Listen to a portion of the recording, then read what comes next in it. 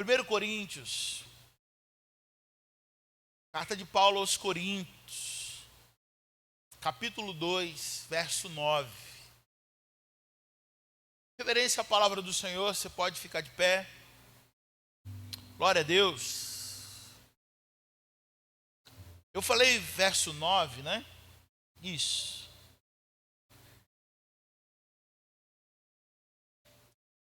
Isso mesmo, verso 9. A palavra do Senhor nos diz assim: mas como está escrito, as coisas que o olho não viu, o ouvido não ouviu, e nem subiram no coração do homem, são as que Deus preparou para os que o amam. São os que Deus preparou para os que o amam. Você pode, mesmo que a sua versão seja diferente, não tenha problema. Nós vamos ler o verso 9 juntos, amém? Mas como está escrito, as coisas que o olho não viu, ouvido não ouviu, e não subiram no coração do homem, são as coisas que Deus tem preparado para os que o amam. Aleluia. Você ama o Senhor? Pergunta para o seu irmão: você ama o Senhor? Amém? Tem coisas maravilhosas sendo preparadas para você. Você pode ministrar isso para a vida dele? Tem coisas maravilhosas sendo preparadas para você. Amém? Glória a Deus. Pode se sentar, toma o seu lugar. Amém. Eu quero nessa manhã falar sobre a mente do discípulo. O tema da nossa palavra de hoje fala sobre o discípulo contagiante. E eu gostei muito dessa figura que nós colocamos aí, de alguém que está num ambiente completamente preto e branco, acinzentado, não é isso? E essa pessoa, ela consegue de alguma forma contagiar tudo que está à sua volta. E tudo que está cinza, tudo que está preto, passa a ter cor. E eu creio no meu coração que esse é o chamado de um discípulo que tem a mente de Cristo. Esse é o chamado de um discípulo que vive de conforme a palavra de Deus nos orienta. E talvez eu fico me perguntando, talvez você esteja se perguntando, o que seria discípulo, né? A Bíblia vai nos mostrar muitas pessoas que se relacionavam. Eu falei sobre isso aqui no domingo retrasado, se eu não estou enganado. Sobre pessoas que se relacionavam com Jesus, e elas se relacionavam com Jesus mediante, muitas vezes, o seu próprio interesse. Muitas vezes Jesus estava rodeado de uma multidão de pessoas, mas multidão não é discípulo. Multidão está interessado no milagre, apenas. O discípulo também, mas ele não quer apenas a bênção, ele deseja o dono da bênção. Amém, irmãos? A multidão, ela está interessada no milagre, na cura, na porta aberta. E todas essas coisas são maravilhosas, nós não estamos falando contra elas. O problema é quando os nossos olhos estão apenas nisso. Nós colocamos a nossa vida apenas nisso. E isso nós não podemos chamar de discípulo do Senhor. Tem um outro nível de seguidores, que são pessoas que são um pouco mais próximas, mas também não são discípulos. O seguidor é aquele que anda, é aquele que está perto, é aquele que se aproxima. Talvez um exemplo maravilhoso para a gente pensar sobre um discípulo, sobre alguém, um seguidor, aliás, a gente pode usar Judas, por que não? Judas foi ou não foi um seguidor? Sim ou não, gente? Foi um seguidor. Andava com Jesus, comia com Jesus, estava com Jesus o tempo todo. Mas será que nós podemos chamar Judas de discípulo? Porque a palavra discípulo vai falar sobre aquele que imita, sobre aquele que se parece com, sobre aquele que tem e leva a semelhança, né? Aquele que confia, que acredita no seu mestre, que segue as suas palavras, segue o seu exemplo, e passa, né, a ser parecido com aquele que segue. Às vezes eu fico percebendo que, não sei se você já percebeu, que tem um canal de televisão, né, que tem os pastores dessa rede e tal. E se você não estiver vendo, você nem sabe quem está falando, porque todos falam a mesma forma. Do mesmo jeito, do mesmo trejeito. Por quê? Porque eles têm no significado, eu nem acredito que isso seja uma ordem, você tem que me imitar. Mas conforme a gente vai andando, conforme a gente vai caminhando, olhando, observando, a gente passa também a reproduzir as mesmas coisas que essa pessoa está fazendo. A Bíblia então chama de discípulo aquele que segue algo maior. E Jesus nos fez um chamado. Você pode declarar isso comigo? Jesus me fez um chamado. E que chamado é esse? O chamado de ser multidão, o chamado de ser um simpatizante, porque tem muita gente hoje que também é um simpatizante de Jesus. Você vê na mídia muitas vezes um artista ou um global, sei lá o quê. Essa pessoa, ela tem talvez a simpatia pelo evangelho, ela talvez se diz evangelho. Mas um discípulo é aquele que nega a si mesmo. Um discípulo é aquele que a própria palavra de Deus diz, aquele que quiser vir após mim, negue-se a si mesmo, tome a sua cruz e siga-me. Ou seja, para ser um discípulo, eu preciso não ser apenas alguém que simpatiza com Jesus ou com sua palavra. Muitas pessoas simpatizavam com o que Jesus pregava, mas não estavam dispostos a viver no nível de discípulo. O chamado de Jesus, então, para nós, não é para ser apenas um seguidor. O chamado de Jesus para nós, e eu vou além nessa manhã de pensar, trazendo para a minha vida e para a sua vida, é que o chamado do Senhor não é para que a gente seja um membro de igreja apenas. O chamado do Senhor é que eu e você sejamos um discípulo contagiante. Coloca de novo a imagem para a gente ali, por favor. Ser um discípulo contagiante.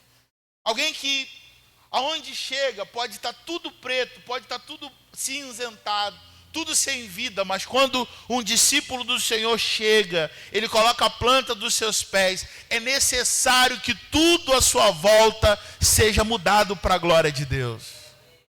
Seja mudado para a glória de Deus, porque é isso que Jesus fazia. E se você é um discípulo do Senhor, aonde quer que nós cheguemos, irmãos, é necessário que haja uma diferença sobrenatural no lugar. A sua vida precisa gerar impacto. Você se parece com o Senhor? As suas atitudes refletem que você é um discípulo de Cristo. Os discípulos do Senhor, os discípulos de Jesus, eles são chamados a impactar o mundo. São chamados a manifestar o poder, a glória de Deus no lugar onde Ele está. Quando nós lemos novamente, em 1 Coríntios capítulo 2, verso 9, mantenha sua Bíblia aí nesse texto, 1 Coríntios capítulo 2, a palavra de Deus vai dizer assim, mas como está escrito, as coisas que olho não viu, ouvido não ouviu, não subiu no coração do homem, são as coisas que Deus tem preparado para aqueles que o amam. Ou seja, um discípulo, ele replica, ele imita aquilo que ele vê. E a cada dia eu sou impactado pela graça de Deus. Você é impactado também pela graça de Deus, amém?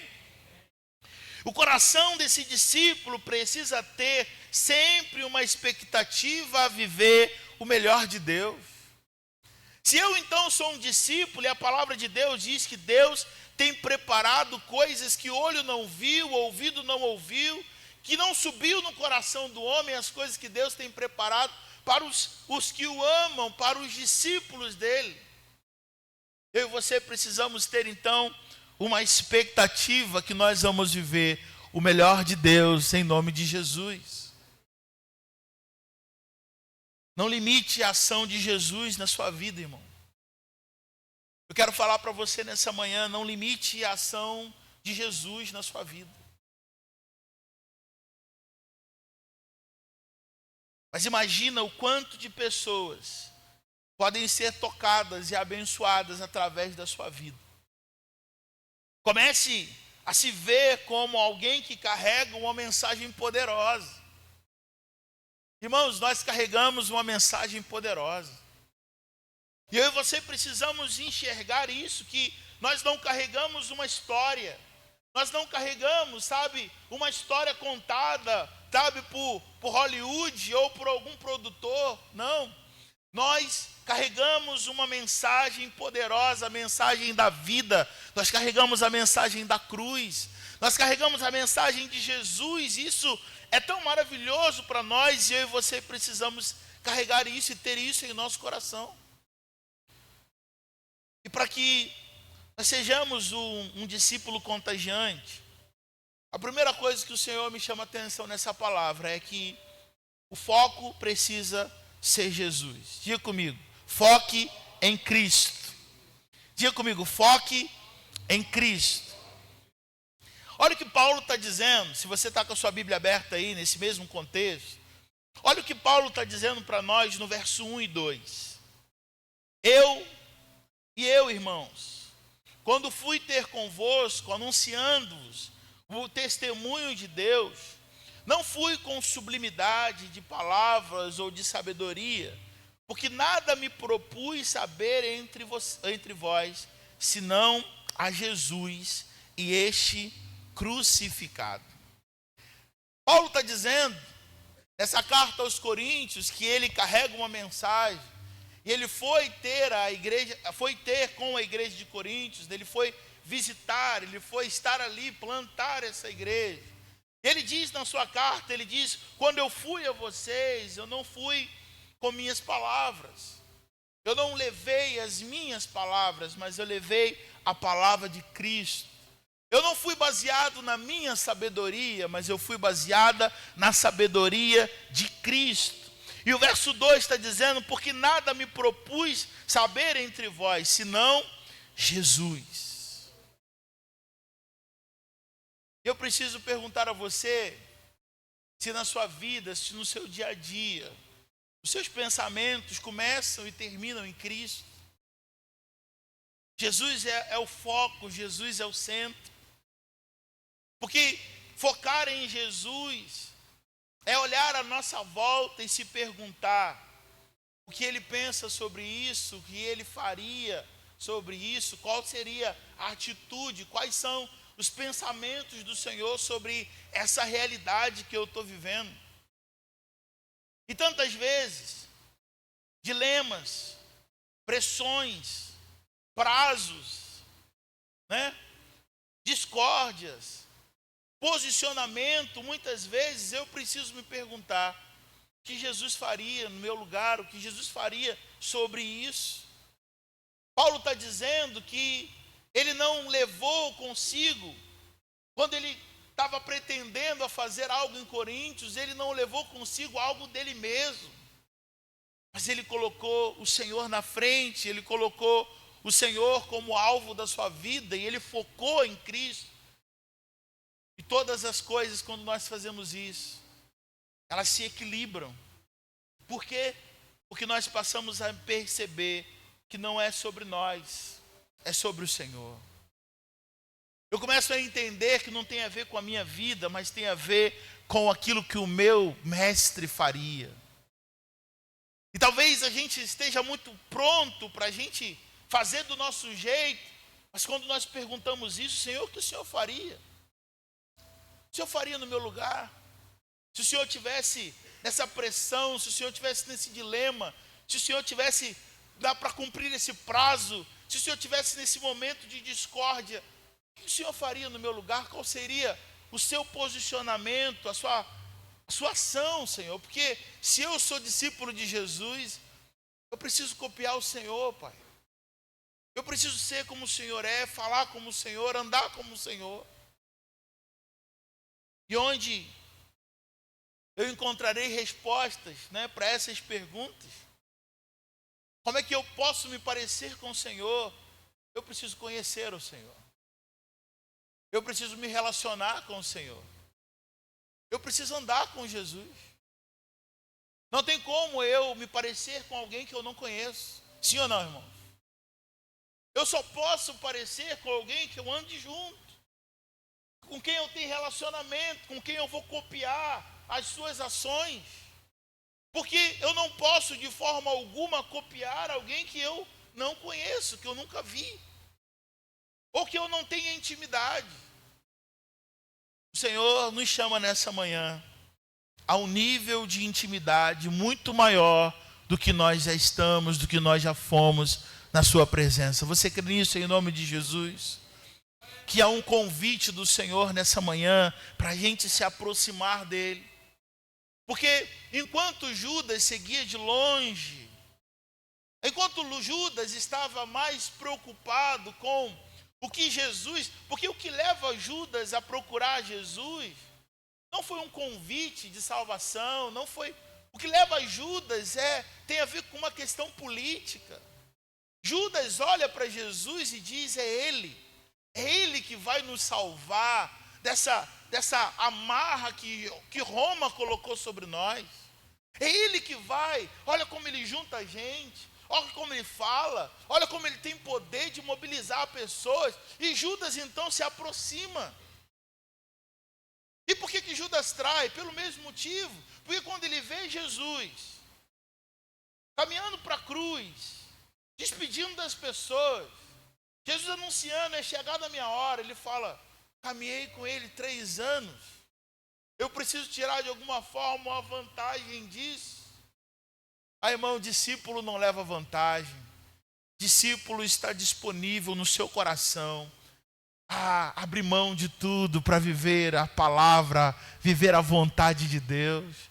Discípulo não leva em conta, a sua razão, a sua própria justiça. Não, discípulo está interessado no que está no coração do Senhor, porque Ele é o foco, Ele é o alvo. Discípulo não está interessado, porque às vezes a gente se enrola todo, porque a minha posição, porque eu acho. Irmãos, eu acho. Você permite o que a palavra de Deus diz sobre os nossos achismos? Ela fala que os nossos achismos, as nossas próprias justiças, não passa de pano de imundície. Pano de chão também está certo. Pano de chão, irmão. Mas eu acho. Quem tem que achar na tua vida e na minha vida é o Senhor Jesus. Mas eu pensa, pode pensar à vontade. Mas que predomine sobre a sua vida, sobre a minha vida, o pensamento de Cristo em nós. Mas se não for do meu jeito, irmãos, mas tem que ser nem do meu, nem do seu, nem de qualquer pessoa, tem que ser do jeito de Cristo, porque é Ele que governa sobre a nossa vida. O amém vai diminuindo, tá vendo? Amém, irmãos? Que não seja feito conforme o nosso querer, por quê? Porque o foco é Cristo, o alvo é o Senhor. Se um dia eu e você entregou a vida para o Senhor, quantos aqui já entregaram a vida para Jesus? Quantos aqui já confessaram Ele como Senhor e Salvador de sua vida? A palavra Senhor, como já disse, significa dono. Jesus é dono daí mesmo, amém? Jesus é dono daí mesmo. Se Ele é dono daqui, se Ele é dono daí, que a gente não tenha por padrão os nossos achismos e as nossas vontades. Que a gente tenha como padrão a vontade de Deus, daquele que nos chamou para viver o sobrenatural em nome de Jesus. Sabe por quê, irmãos? Porque nós temos respostas humanas, nós temos reações humanas, nós temos atitudes humanas. Que muitas vezes nós aprendemos essas atitudes com alguém e nós replicamos, mas quando eu vou para Jesus, Ele se torna o padrão para mim. O padrão é o Senhor. Tem muito homem que eu respeito, tem muito homem que eu admiro. Mas o padrão é Jesus, o padrão é Cristo. Paulo está dizendo, irmãos, quando eu fui a vocês, eu não levei palavra de ninguém, a não ser do próprio Cristo. Eu não levei palavra, Paulo é alguém estudado, Paulo poderia chegar em Coríntios com palavra de persuasão. Paulo poderia chegar em Coríntios colocando toda a sua sabedoria. Mas ele está falando, o foco não sou eu, o foco é Cristo, o foco é o Senhor. 1 Coríntios capítulo 10, verso 31, você não precisa abrir para você não, mas diz assim: portanto, quer comais, quer bebais, ou façais qualquer outra coisa, tudo seja feito para a glória de Deus. Ou seja, o nosso foco é Cristo, o nosso alvo é o Senhor. A segunda coisa que me chama a atenção para eu ser um discípulo contagiante, coloca para mim, Bruno, por favor. Você pode ler comigo aí? Reconheça o poder do Espírito Santo. Olha o que Paulo vai dizer para a gente nesse mesmo texto de 1 Coríntios capítulo 2, no verso 3 e o verso 4. 3, 4 e 5. Diz assim: eu estive convosco em fraqueza, em temor e em grande temor. A minha palavra e a minha pregação não consistiram em palavras persuasivas de sabedoria humana, mas em demonstração do Espírito e de poder, para que a vossa fé não se apoiasse em sabedoria dos homens, mas no poder de quem? No poder de Deus. Paulo está dizendo então que para que a gente seja um discípulo contagiante, como ele foi na igreja de Coríntios, na cidade de Corinto, ele levou consigo, ele reconheceu o poder do Espírito Santo. Porque somente com o poder do Espírito Santo é que nós avançamos, irmãos. Vou dizer mais uma vez, somente com o poder do Espírito Santo você vai avançar. Talvez em meio a tantas coisas, como um diagnóstico complicado que talvez você tenha recebido esse mês, essa semana, esse ano de 2024. Talvez uma dispensa, talvez foi mandado embora do trabalho e a porta está difícil de se abrir de novo.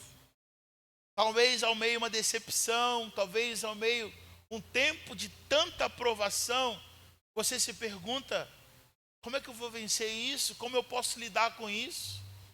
E a resposta que o Senhor nos traz nessa manhã é: somente com o poder do Espírito Santo. Somente com o poder do Espírito Santo, porque é Ele que nos capacita a passar no meio desse fogaréu todo. Somente com o poder do Espírito Santo que eu vou passar pelas águas e as águas não vão me submergir. Somente com o poder do Espírito Santo eu vou passar no meio do fogo e ele não vai me queimar, irmãos. Somente com o poder, a ação do Espírito Santo é que eu vou conseguir lidar com algumas situações. O poder do Espírito, ele se manifesta aqui. Você crê que o poder do Espírito Santo se manifesta aqui nessa igreja? Amém? Mas você sabe aonde ele se manifesta de uma forma sobrenatural? No seu dia a dia. É no seu dia a dia. É no dia a dia, quando nós andamos, quando nós ouvimos. É no meio do caos da nossa semana que o Espírito Santo ele enche, ele nos visita de uma forma tão poderosa e diz: você não está sozinho, eu sou contigo. Aleluia. É no meio do caos da nossa semana, no meio das madrugadas, talvez, sem conseguir dormir, sem pregar o nosso olho, que o Espírito Santo nos aconselha, que o Espírito Santo nos acolhe e diz: filho, filha, você não está só. Eu sou o seu Deus. É o poder do Espírito Santo que vai te capacitar. É o poder do Espírito Santo que vai te dar uma direção.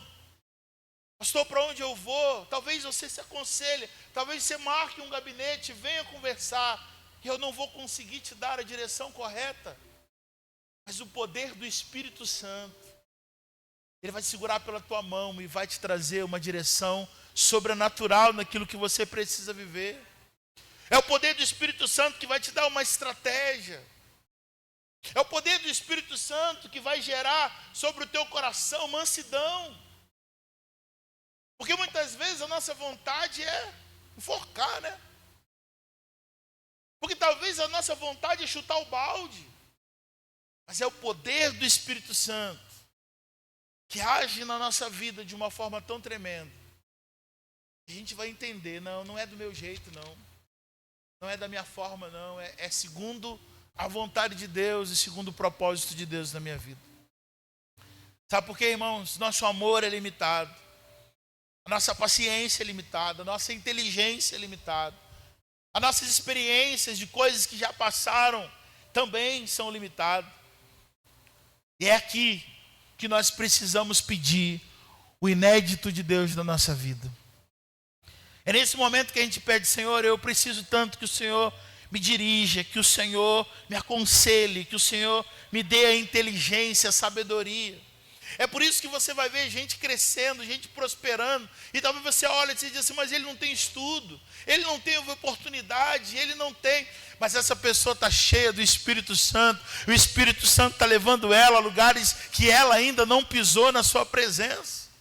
Talvez você olhe para uma pessoa simples demais, e você olha para essa pessoa e diz: mas ela não fez teologia, ela nem sabe ler direito, ela nem tem um estudo que talvez uma pessoa tenha doutorado em teologia, tenha mestrado em teologia, é pós-doutor. Não. Essa pessoa é tão cheia do Espírito Santo, irmão, que aonde que ela chega, na sua simplicidade, no seu português limitado, ela muda toda a direção. Por quê? Porque ela é cheia da presença de Deus. Somente com o poder de Deus. A terceira coisa que eu quero conversar e falar com você nessa manhã: eu e você precisamos nos render ao conhecimento do Espírito Santo. Olha o que 1 Coríntios, capítulo 2, verso 8 e 10 diz para a gente. Alguém pode ler para mim, por favor? 1 Coríntios, capítulo 2, verso 8 e 10. Pode se colocar de pé, por favor, e ler para mim?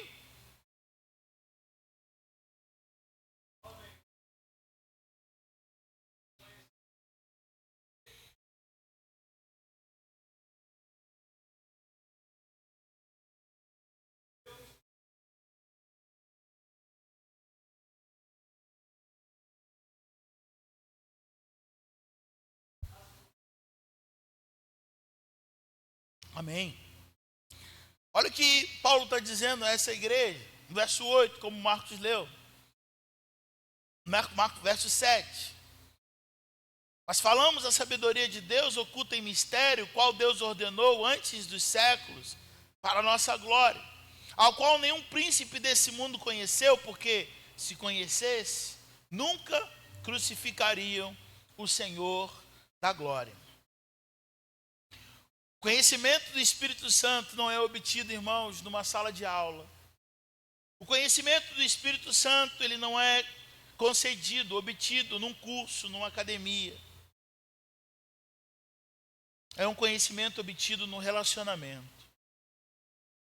Quanto mais eu conheço, quanto mais eu me aproximo, quanto mais eu declaro que Ele é Senhor da minha vida, quanto mais eu me rendo a Ele, mais eu conheço, mais eu desejo, mais eu quero me parecer com Ele. Você pode colocar a mão sobre o teu coração nessa manhã e falar: Espírito Santo de Deus, traga as suas verdades, as verdades que estão no coração de Deus para o meu coração. A palavra de Deus, irmãos, vai dizer que o Espírito de Deus, olha o que está dizendo aqui no verso 9.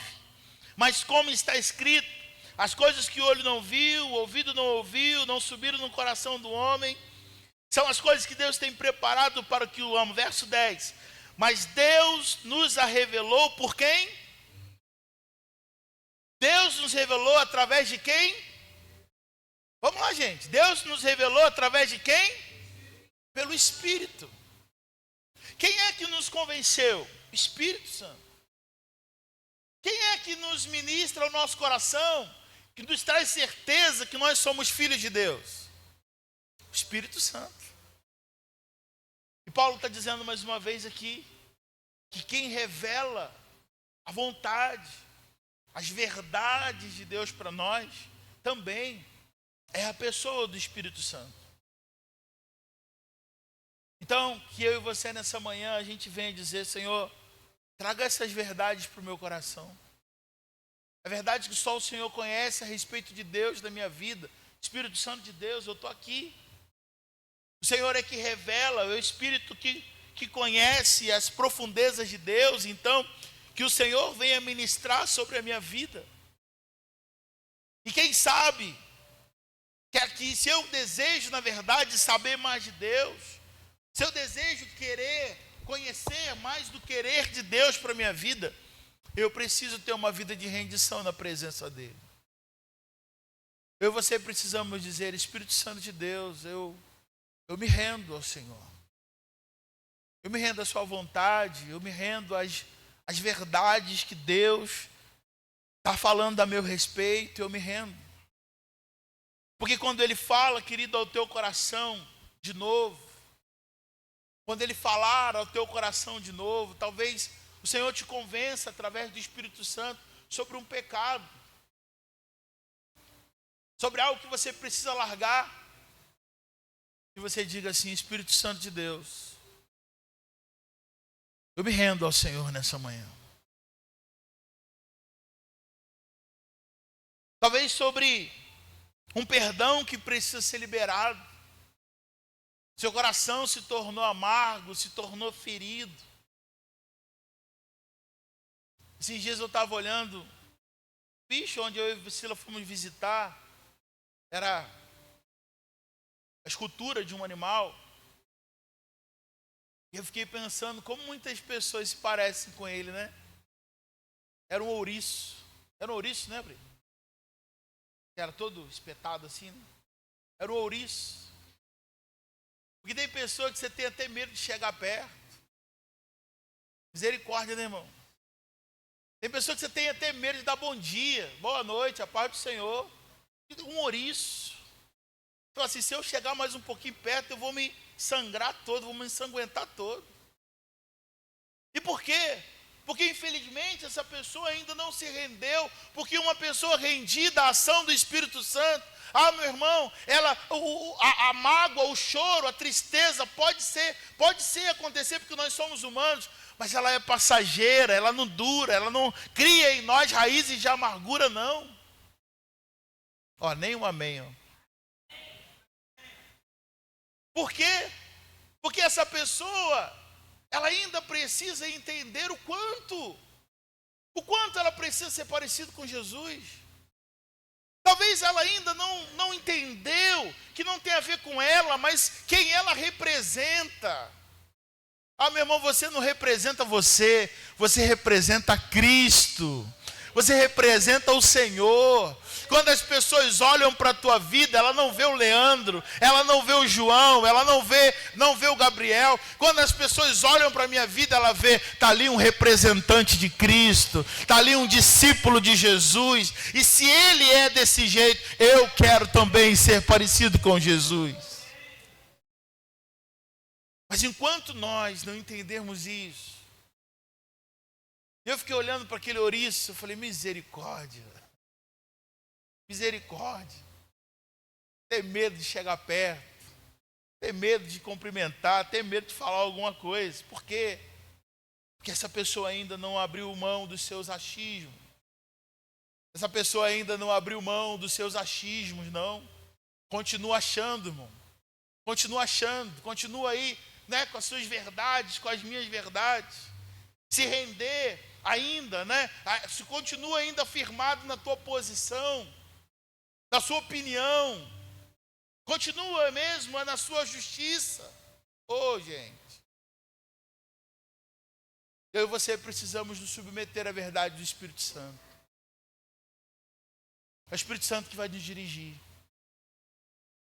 É o Espírito Santo que vai nos comandar. Você permite viver isso em nome de Jesus?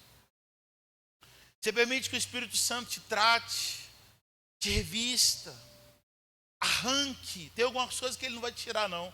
Tem algumas coisas que ele vai arrancar. Tem umas coisas que ele não vai tirar, sabe por quê? Porque se ele tira, você pega de volta.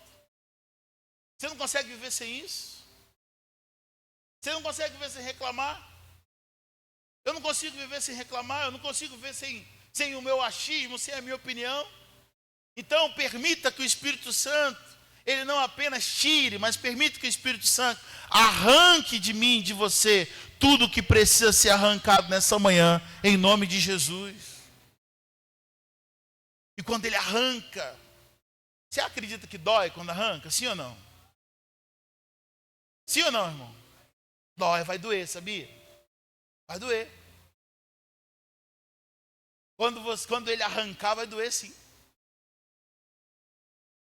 Mas vai ser tudo. Mas sabe como Jesus fala em João capítulo 15? É como uma poda. Quando a pessoa está podando, ela passa ali a faca naquele galho, né? Daquela árvore, daquele ramo que não está frutificando. Não é isso que Jesus fala? João capítulo 15. Você já observou quando se arranca? Parece que está até chorando, né? A planta, a árvore. Até chora, sabe? Até né? Deve doer. Mas o que Jesus fala? Eu estou podando. Para quê? Qual o objetivo da poda? Qual o objetivo da poda? Para crescer ainda mais. Para dar mais fruto ainda.